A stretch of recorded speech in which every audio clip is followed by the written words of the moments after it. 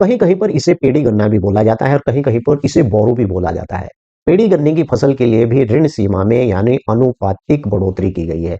और गन्ना बेल्ट के किसानों के लिए राष्ट्रीयकृत यानी बैंकों का रुख सरकारी बैंकों के समान ही मददगार साबित होगा। बिना गारंटी ऋण सीमा में भी वृद्धि।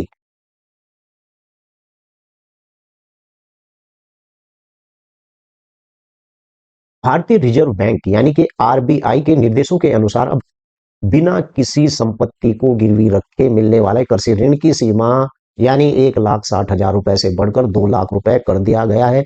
और इसका सीधा मतलब यही है यानी कि दोस्तों की अब 2 लाख रुपए तक के कर्ज के लिए यानी किसानों को अपनी जमीन या दस्तावेज गिरवी रखने की कोई आवश्यकता नहीं है।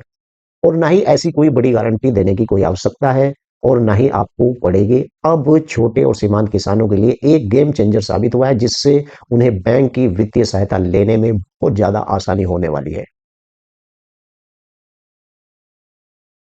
अब पूरी वीडियो में मैंने आपको विस्तार से बता दिया है कि भाई अगर आप भी कृषि ऋण अब लेने के लिए जा रहे हैं तो आपको राष्ट्रीयकृत बैंकों के द्वारा ऋण की फसल सीमा को बढ़ा दिया गया है।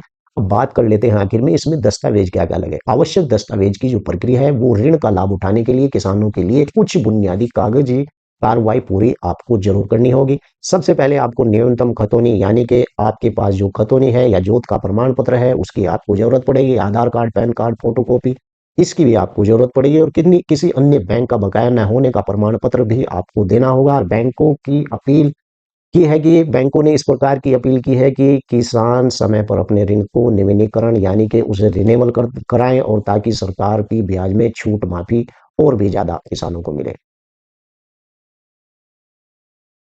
तो आज की इस वीडियो में मैंने आपको विस्तार से बता दिया है कि अब भाई अब अगर आप किसान क्रेडिट कार्ड बनवाने के लिए जा रहे हैं तो आप निश्चित हो जाइए। पहले जितना लोन आपको फसल ऋण मिलता था अब कहीं उससे ज्यादा आपको फसल ऋण मिलने वाला है। तो वीडियो कैसी लगी है वीडियो के नीचे लिखकर जरूर बताएं। आपका